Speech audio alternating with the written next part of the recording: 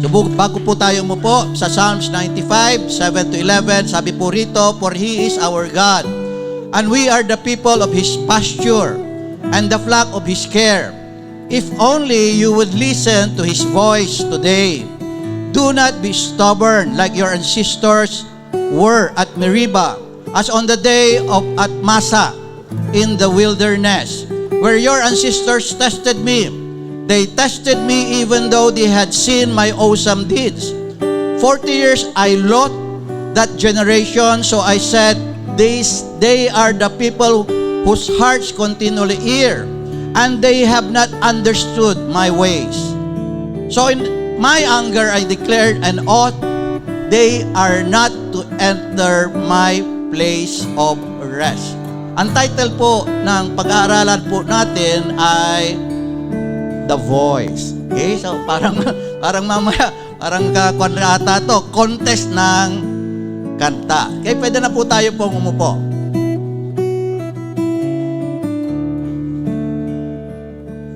Okay, dito lamang po yung atensyon. Dapat po wag pong maagaw ang mensahe po ng Panginoon. Okay? Ituon po natin ay yung mga disturbances sa ating isip, sakit ng kalooban, alisin po na po natin lahat para makuha po natin po yung mensahe po ng Diyos. Okay? So, alam niyo po ba na napaka-importante po ang pakikinig. Okay? At hindi lamang pakikinig, kaya nga sinasabi ko, alisin niyo po lahat ng disturbances kasi dapat yung pakikinig po natin ay tama. Okay? At dapat tama rin yung boses na atin pong napapakinggan. Kaya po ang Panginoon, every time na nagtuturo siya, sana parating sinasabi niya, maraming verses po sa Biblia, "Let those who have ear, hear." O listen. All of you who have ears, listen. Amen? So, gusto ng Diyos na makinig po tayo ng tama at tama pong boses. At kapag sinabi pong nakikinig, ay ikinikiling po natin po yung ating pong tenga. Nakikinig po ba tayo? Ano ba ang iyong pinakikinggan boses? Ano ba?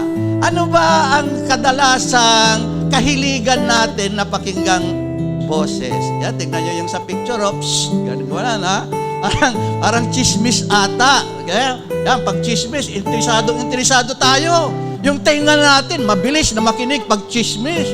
Pero pag salita ng Diyos, pero tila baga napupurol yung tenga po natin.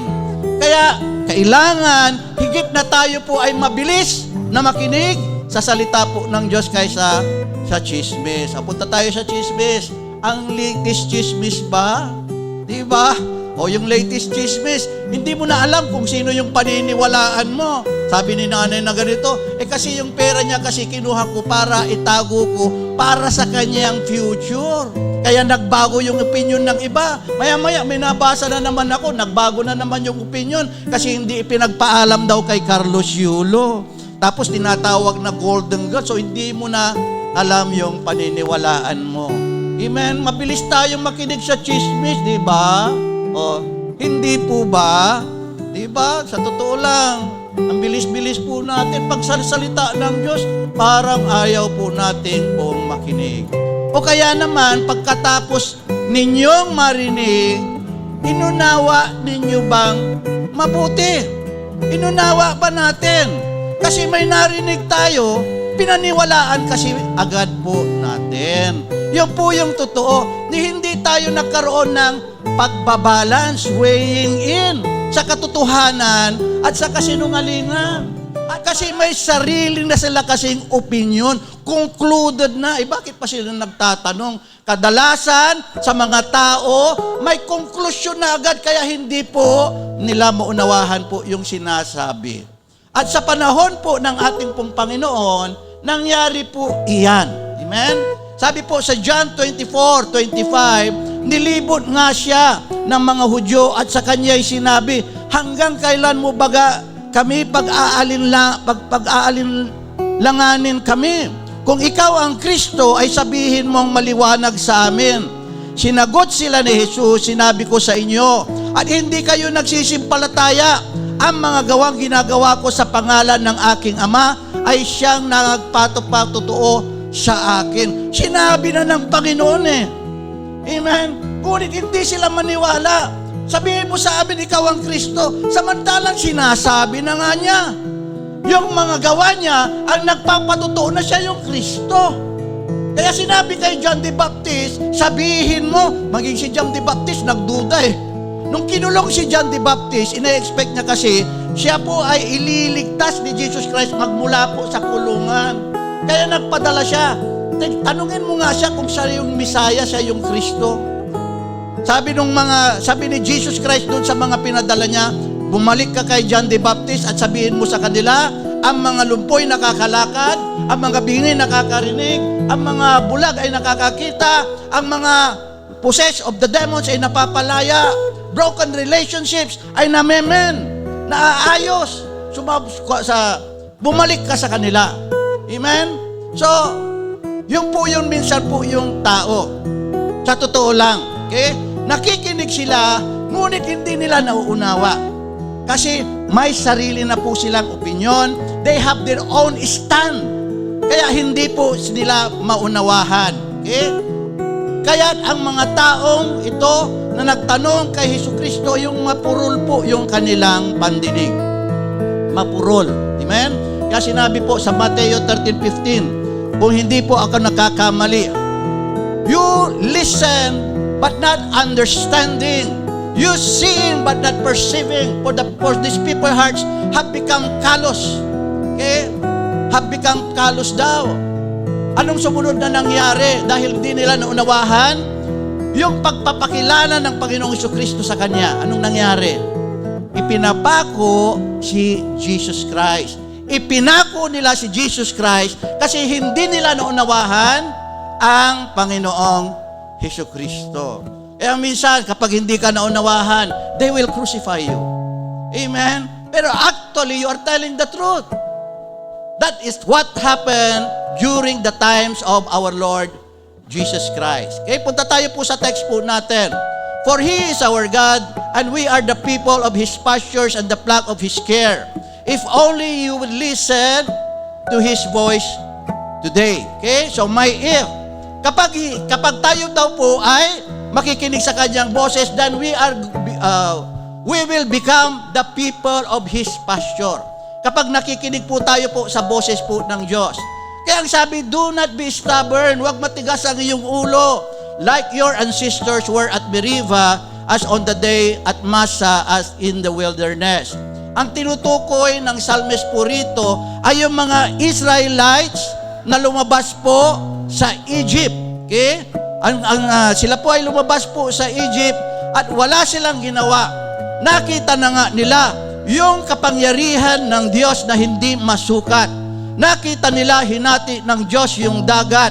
God provided them their foods and their water in the midst of wilderness. Doon po sa ilang nag-provide ang Diyos. Amen? At hindi po sila pinabayaan. Pero wala po silang ginawa kundi mag-complain at wala po silang pananampalataya. So anong naging resulta sa kanilang mapurol na pakikinig? Amen? May nagiging resulta po kasi. Psalms 95 verse 10, they are people whose hearts continually err. Parating nagkakamali daw yung kanilang puso. Tuloy, and they have not understood my ways. Ay, so hindi nila naunawahan ang pamamaraan ng Panginoon. Ng Panginoon, dinala po sila sa Egypt, dinala po sila sa disyerto para ipakita sa kanila yung kapangyarihan ng Diyos. Kasi kung saan ikaw ay punong-puno, God cannot manifest His power. Where you are in the comfort zone, God cannot manifest His power. So sometimes, God brings us into our wilderness.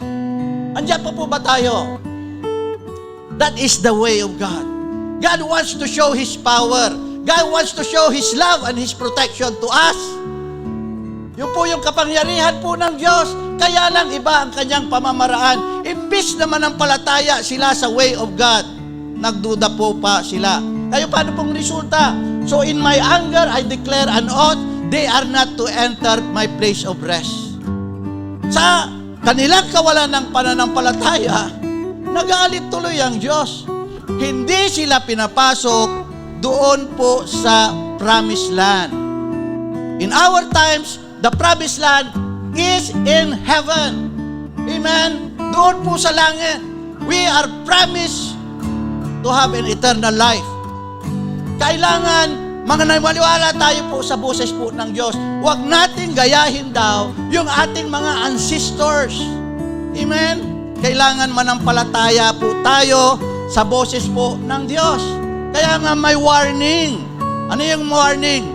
Mag-ingat sa boses na napapakinggan. Mag-ingat tayo sa boses na napapakinggan. Pangalawang warning, maingat na pakinggan ang boses ng Diyos. Amen? Andiyan pa po ba tayo? Amen. Praise God. Kailangan puspos po tayo ng Holy Spirit. Woo! Andiyan pa po ba tayo? Amen. May tanong. Sa kaninong boses tayo dapat mag-ingat? Okay, sa kaninong boses? Number 1, the voice of your companion who could weaken your faith in God. Okay? Sino ba itong mga ito? Sa Numbers 13, 32 to 33, at sila'y nagdala ng masamang balita tungkol sa lupain kanilang tiniktikan sa mga anak ng Israel na sinasabi, ang lupain ng aming pinaroroonan upang tiktikan ay isang lupain na kinakain ang mga tumatahan doon at lahat ng bayan na aming nakita roon ay mga taong malalaki, mga giants daw po. At doon aming nakita ang mga Nephilim, ang mga anak ni Anak na mula sa mga Nephilim. At kami sa aming sariling paningin ay naging parang mga balang. At gayon din kami sa kanilang paningin. Sinong nakakaalam po ng meaning po ng balang? Grasshopper. Okay? Sabi doon, as we see in our own eyes, we are like just a grasshopper. So, ibig sabihin, ang tatangkad yung mga tao sa land of Canaan. Ang tatangkad po sila. Anong ginawa nila? Anong dala-dala po nilang balita? Anong tawag po doon sa dalang balita? Pabalik mo lang. Masamang balita. Paano naging masama yun? Di ba? Ang kwento po kasi ay nagpadala po si Moses po ng 10 tiktik. At 12 spies. Okay, the 12 spies. Sa 10 spies, masamang balita ang kanilang dala. Kasi sabi nila, hindi namin kaya yon. Yung mga tao, ang lalaki nila at lumalamon sila ng tao. Parang salaki daw po nila, pero hindi talaga lumalamon ng tao. So natakot po sila. Sabi nila, hindi namin kaya yon. Ang liit-liit namin, hindi natin kaya. Huwag na nating pasukin. Kinukumbinsi lahat po yung mga other companion Israelites. Kinukumbinsi at nakumbinsi po sila. Pero may dalawa na hindi po nakumbinsi. Si Caleb at saka si Joshua. Sabi ni Caleb at saka si Joshua, halika pasukin na natin. Tinapay lang sa atin yan. Yung Diyos ay higit na mas malaki kaysa sa kanila. Wala, tinatawag na ni Joshua at Caleb, tinapay lang. Parang tila baga sa wikang Tagalog, sisiw. Kahit nahiganti sila, sisiw lamang sila sa ating Panginoon. Yung 10 spies, ang dami po nilang na-influence. Kaya ang sabi po doon sa Biblia, nasiraan po sila ng loob. They were discouraged. Amen? Okay, ano pa? The voice of a friend who could give friendly advice but actually hinder you from achieving your purpose in life. Okay? The voice of a friend. Ay, syempre, pag friend, di ba? Pinagtitiwalaan mo. At tila baga, magbibigay siya ng friendly advice. Kaya lang, hahadlangan pala yung purpose of your life. Okay? Ano ba pong purpose ng ating pong buhay? Okay? Ano ang sinasabi ng Ecclesiastes 14:12 kung hindi ako nagkakamali? Ano yung pinaka-purpose? For making many books, there is no end. But this is the conclusion of the whole matter, that we should fear God and serve Him. yung pinaka-purpose ng buhay po natin that we must fear God and serve Him. So, minsan, yung friendly, huwag ka nang umaten. Pagod ka na. Amen? Magkakasakit ka na. Ang gandang pakinggan, may concern. Diba? Huwag ka na lang maglingkod sa Diyos. Even during Sundays, huwag ka na lang maglingkod. Nagtrabaho ka na nga from Monday to Saturday. Tapos para magtatrabaho at maglilingkod ka pa rin on the 7th day. Huwag ka na lang. It looks like a friendly advice. Diba? Parang concern. Pero ang totoo, ito po ay hindi mo ma-achieve yung purpose ng Diyos sa iyong buhay. Okay? Verse po tayo po dyan. From that time on, Jesus began to show His disciples that He would have to go to Jerusalem and suffer a great deal because of the elders, the high priests, and the scribes. Then He would be killed. On the third day, He would be raised. Okay? Sinasabi niya kung ano yung mangyayari sa Kanya. Pupunta ako sa Jerusalem, parurusahan ako, papatayin nila ko, pero I will resurrect. I will raise up on the third day. Peter took Him aside and began to rebuke Him, saying, God be merciful to you, Lord. This must never happen to you. Sabi nung Peter, yung kaibigan niya na si Peter, hahadlangan niya. Sabi, hindi dapat mangyari sa iyo to. Sabi ni Peter, sabi ni Jesus Christ, anong sinabi niya sa verse 23? But Jesus turned and told to Peter, Get thee behind me, Satan. You are an offense to me because you are not thinking God's thoughts but human thoughts. Amen? Nakuha niyo po? It looks like a friendly advice, pero hindi niya ma-achieve yung purpose. Ang purpose po, kaya nagkatawan-tawa ang Panginoon para siya ay mamatay para sa ating kasalanan. Kasi kung hindi siya mamamatay sa ating kasalanan, wala po tayong kapatawaran at wala po tayong kaligtasan. Katulad na lang ng sinabi ko po sa inyo the last time. Kung ito yung tao, makasalanan po siya, at kung yun ng Diyos, at wala siyang kasalanan, ang tawag sa kanya ay Holy God, God cannot touch this man, and God cannot reconcile with this man because he is a sinner. Makasalanan itong taong ito. Anong ginawa po ng Diyos? Ang Diyos ngayon ay nagkatawang tao at hindi siya nagkasala. At kapag tinanggap mo itong Jesus Christ na ito, you will be reconciled with God because God will touch you through our Lord Jesus Christ. Kaya nagiging matuwid tayo sa Panginoong Jesucristo. Naunawahan niyo po ba? Amen? Kaya we are justified in the name of our Lord Jesus Christ because Jesus Christ is in us. Kaya lang tayo po nagiging matuwid. Amen? Kaya may reconciliation po tayo po sa Diyos. Hinahadlangan ni Peter yon. Hinahadlangan niya. Kaya sabi ng Panginoon, Get thee behind me, Satan. Akala kasi ni Peter, isip niya yon, sariling isip, tila baga wisdom. Pero tawag po sa Biblia, thoughts of the devil. Get thee behind me, Satan. Human thoughts. Kaya kung minsan, ang human thoughts, ang kaisipan po ng tao, hindi po kaisipan po ng Diyos.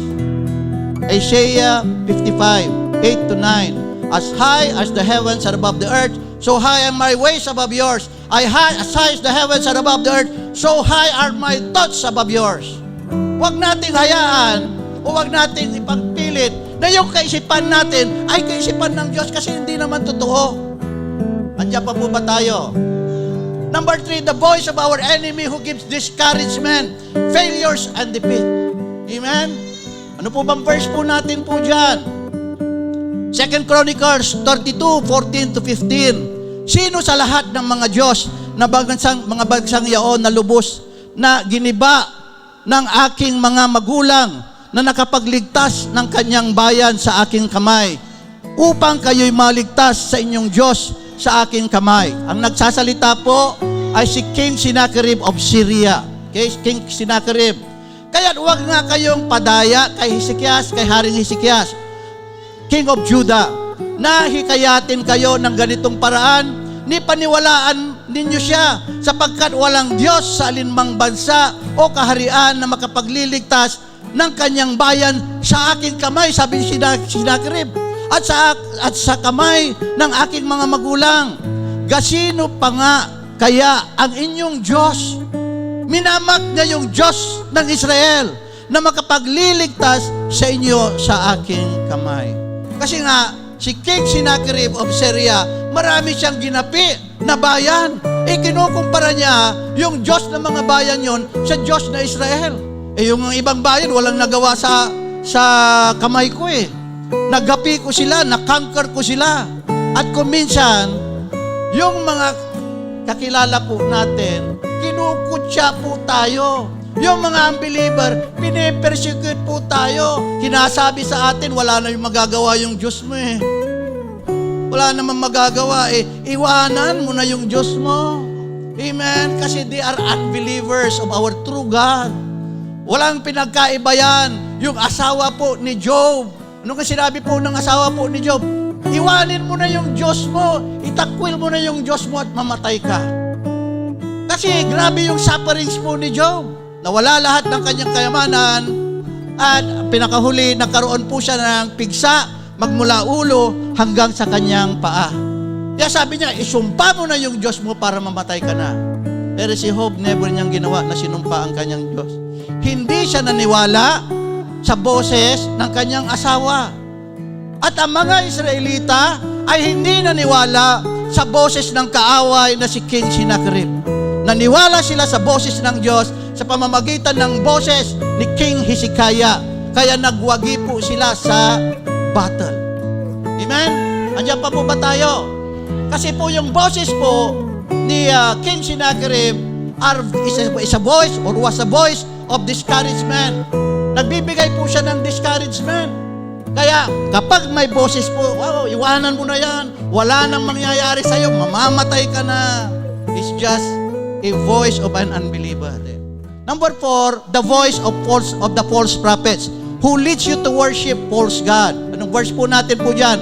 Deuteronomy 13:1-3. Kung may bumangon sa gitna mo na isang manghuhula o isang mapanaginipin ng mga panaginip at kanyang, kay seance, ibig sabihin po dyan, at kanyang bigyan ka ng isang tanda o kababalaghan. At ang mga tanda o kababalaghan ay mangyari. Okay? Mangyayari. May hula, tapos may yung seance, yung nakakakita ng pagitain. Mangyari yung sinabi sa inyo. Okay? Nasabihin, sumunod tayo sa ibang mga Diyos na hindi mo nakikilala at ating paglingkuran sila. Verse 3, ay huwag mong didinggin ang mga salita ng mga manghuhulang iyon o mga mapaganiping iyon ng mga panaginip, sapagkat sinusubok kayo ng Panginoon ninyong Diyos upang malaman kung iniibig ninyo ang Panginoon ninyong Diyos ng iyong buong puso at ng iyong buong kaluluwa. Pagsubok lamang po pala. Amen? So yung boses na napapakinggan po natin, God is testing us if we truly love the Lord thy God with all our hearts, mind, soul, and strength. Pagsubok lamang. Kapag pinakinggan mo at sumunod ka doon at iniwanan mo yung Diyos, iniwanan mo yung Diyos mo at sumamba ka sa ibang Diyos-Diyosan, you do not really love God. You just love the Lord your God with your mouth, but your heart is not loving God. Naunawahan po ba natin? Kailangan hindi tayo pumunta sa ibang Diyos. Okay? At ang meaning po ng Diyos, kung sino yung sinusunod mo, yun yung Diyos mo. Kasi ang meaning ng Diyos, yung sinusunod mo. The one who rules your life is your God. Andiyan pa po ba tayo? Kailangan, it is God who rules our life. Ano pa? The voice of many who perverts justice. The voice of many. Mali pala yung kasabihan na Vox Populi, Vox Dei. Alam niyo po ba meaning ng Vox Populi, Vox Dei? Ito ginagamit ng politiko po ito. The voice of many is the voice of God. Mali pala yon. Pagdating po sa Biblia, kung minsan siguro tama, pero pagdating sa Biblia, ito po yung sinabi. Okay? Do not follow the majority when they do wrong or when they give testimony that perverts justice. Do not follow the majority. Kapag perverted na po yung katotohanan, perverted na po yung justice, then we should not follow. Ano ba nangyari sa ating pong Panginoong Jesucristo?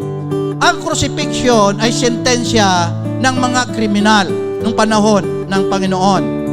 Di ba? Naghugas na si Poncio Pilato ng kanyang kamay at ang sinabi niya, wala akong kasalanan ako na nakita sa taong ito. Anong sinabi ng marami? Crucify him! Crucify him! Crucify him! Hindi sila tumigil. Wala nga akong kasalanan nangyari. Nakita sa kanya na ginawa niya. Mas lalo daw po silang sumigaw na crucify him. So yung justice po ay na-pervert. They crucified our Lord Jesus Christ. Amen? Isa lamang ang sumigaw. Pangalawa, sumigaw. Lahat na sumigaw. Crucify him. Naka-influence yung boses ng pagsigaw. Amen? So, napakatindi, ano? Kapag maling boses po yung atin pong pinapakinggan. Amen? Okay, yun po yun. Number 6, the voice of our hearts who leads us to sin against God. The voice of our hearts who leads us to sin against God.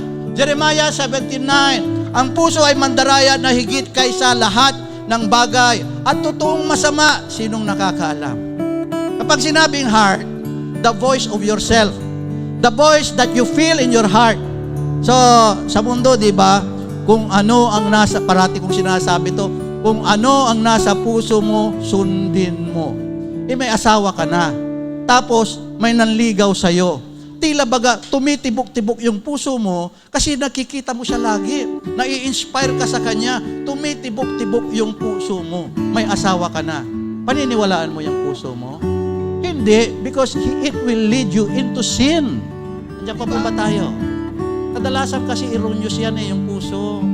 Sa totoo lang, imamanipulate yan, Sunday na lang nga lang, may mangiinis sa'yo, hindi na ako pupunta. Tila baga, pakiramdam mo, makukonsensya ka, hindi ka karapat-dapat. Di ba? O kaya, yung ulan, magagandahin. Pag pumatak na yung ulan, parang ang sarap matulog. Di ba? Saan nanggagaling yung pakiramdam na masarap matulog? Sa puso, di ba? Sunday ngayon, dapat marunong tayong bumaba. From whose voice are we going to hear? Sa kaninong boses tayo makikinig? Mateo 17:5. Ito po yung sa transfiguration. While he was still speaking, a bright cloud overshadowed them. A voice from the cloud said, This is my own. This is my one dear Son in whom I take great delight. Listen to him. Sa kanino tayo makikinig?